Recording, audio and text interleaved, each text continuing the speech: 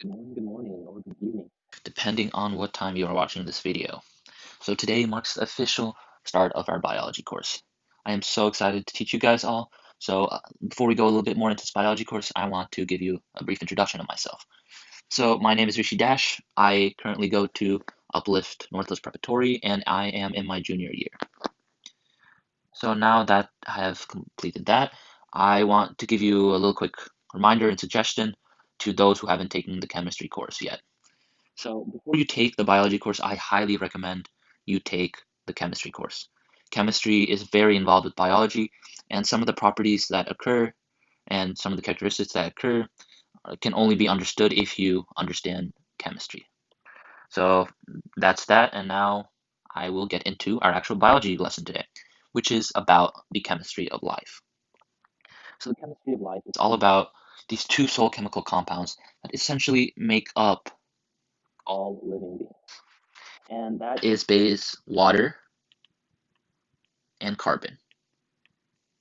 These are two really important chemical compounds that make up the world as we know it. So let me give you a little bit of a formal definition for water real quick, and then we'll go more into water. Then eventually we'll go into carbon as well and its properties and how it creates hydrocarbons. So water's formal definition is it's the sole compound essential to all living things in the world. So water is a very important compound that makes up and helps a lot of our body systems function the way they do today. So let's find out why. And in order to do that, we need to get a little bit more into the structural formula of H2O. So as you know, the molecular formula of water is H2O. So here we can see we have one oxygen and two hydrogens. So what's important to notice here is that there's two positive charges and one partial negative charge.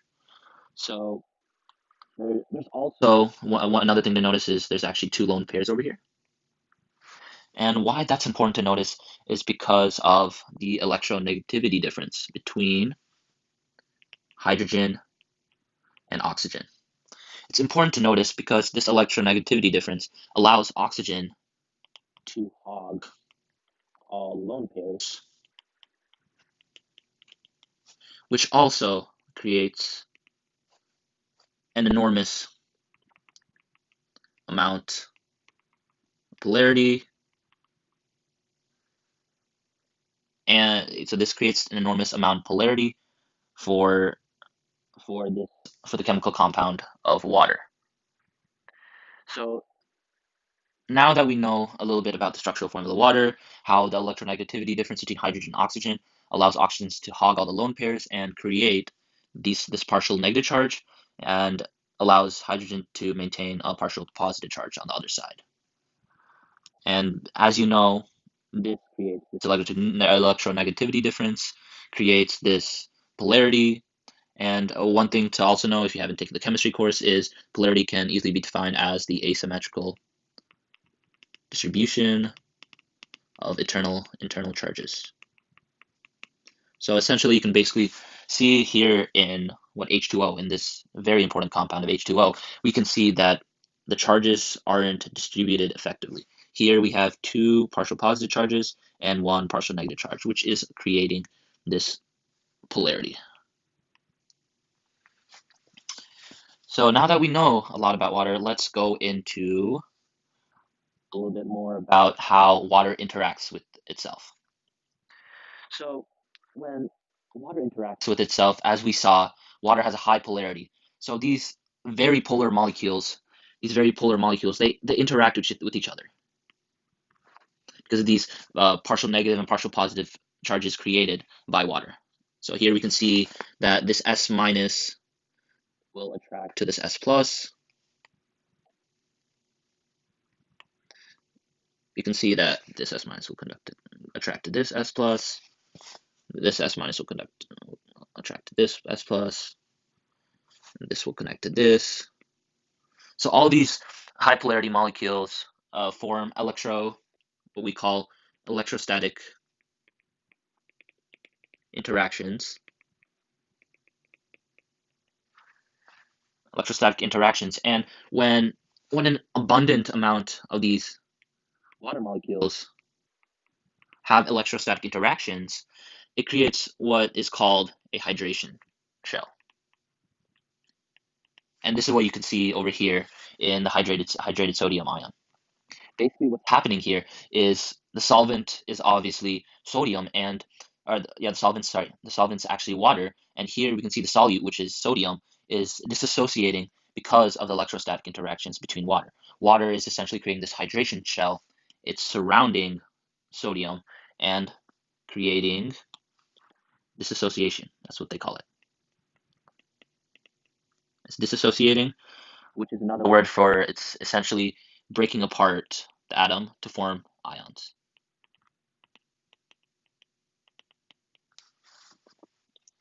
So that's a little bit more about the electrostatic interactions of water and also some of its structural properties. So now that we've gone a little bit into more of the interactions between water, there are two other attraction forces that you need to know.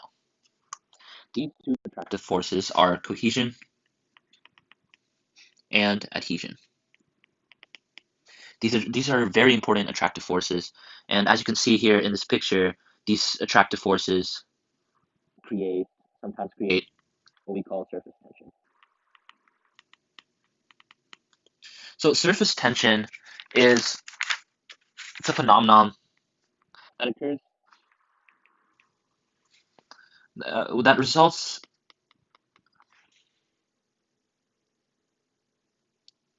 in that results or allows a liquid to resist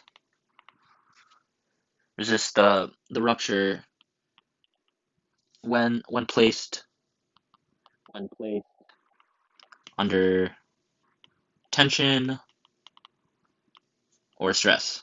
So in this case, we can see that the tension or stress in this case would be by the interaction with gravity as well as um, air resistance.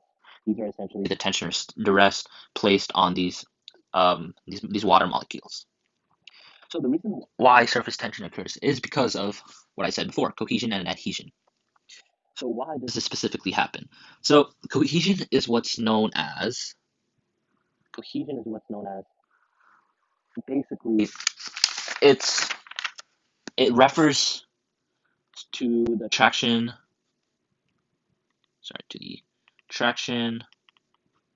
of the same kind of molecules, which is basically in this case, in case of surface tension, we can see this as cohesion right here. Here we can see that the cohesion is essentially holding the sphere together. The attractive forces between the different water molecules allow them, because as we discussed before, the partial positive and the partial negative charges, they allow them to have really strong electrostatic interactions with each other to create this kind of cohesion. And adhesion also plays a big role in surface tension as well. As we see here, the attractive forces here, the adhesion and surface tension over here, it disperses the molecules and it keeps them held against a sort of web, as you can see here. So these adhesive forces keeps the water molecules together. So I again apologize for the bad handwriting. It's my first time doing this, but anyways, so now that we know that what adhesion really does. So adhesion we can see is basically the attraction of one molecule with another one. So as you can see here, water doesn't have that much adhesion with itself compared to cohesion, but it does have enough cohesion as you can see here. So now that we have a basic understanding of what the cohesive and adhesive forces are between water, I want to try and give a little bit of a better example of the adhesive forces of water because I understand it might not be completely clear to some people. So one thing to notice, I have a picture right here of water and mercury. And basically, what's going on here is we are observing the interactions of water with the glass and mercury with the glass. So here we can see two different type of patterns. We can see water kind of has an upward shape, and mercury has more of a downward shape. So as you can see here, this is what are called, this is what makes a meniscus, which is what this is. This is a meniscus, and this is what makes a meniscus either convex or concave. So as we can see here, water has a concave pattern. So what's the reason why this concave pattern is essentially created is because of the adhesive forces at play with water and glass. Here we can see that if you take a closer up, that we could see that water is more adhesive than cohesive with glass, which means that H2O molecules will be more attracted to the glass than itself, and that essentially forms a concave pattern or surface. And this concave pattern that is formed because of the adhesive forces is what's called capillary action. This happens when the high polarities of different molecules undergo an upward motion of gravity. So as you can see here, this sort of concave pattern or surface, as a result of the adhesive forces of water with the glass, create capillary action. And so another question you guys might be wondering is why is glass so attracted to, why is it so adhesive to glass? Well, the reason that H2O is so attracted to glass is because H2O, H2O and glass. So the reason why that H2O is so adhesive with glass is because of silicon. So silicon is an element that is part of the chemical compound of glass. And silicon, the reason that glass is so adhesive with water is because of silicon. So silicon is attracted, very attracted to oxygen. So the electronegativity difference, for the change in electronegativity, is greater with with silicon and oxygen than hydrogen is with oxygen. And that's the reason why H2O is very adhesive with glass. And now, in the terms of mercury, mercury is more cohesive. So it's the opposite of what happens with glass and water. So in this case, mercury is more cohesive and attracts more to itself, as shown here, as shown over here. So this means that mercury atoms form a convex meniscus instead of a convex meniscus like water did, and it prevents mercury's convex meniscus prevents capillary action because of the cohesive forces at play. The electronegativity difference between mercury and itself is greater than the electronegativity difference with mercury and glass. So in this case, it's actually opposite. In this case, mercury is Hg, and Hg is, one second, let me redo this. So in this case, mercury is, the electronegativity difference is greater with itself than mercury is with silicon. So that's why in this case, mercury is creating a convex pattern rather than a concave pattern like water.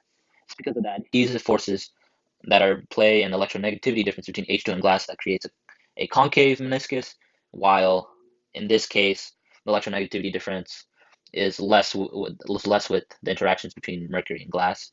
So as a result, it's more cohesive and it attracts to itself. So now I hope you guys have had more of a basic understanding, or at least more of a conceptual understanding of the interactions that water has, not just with itself, but with other molecules, and you have more of a bigger idea and you have more of a big picture idea about how water is really structured. So I hope you guys like this video. If you have any suggestions, please leave them in the comments below. And as always, I hope to see you in the next video. So goodbye. Thank you.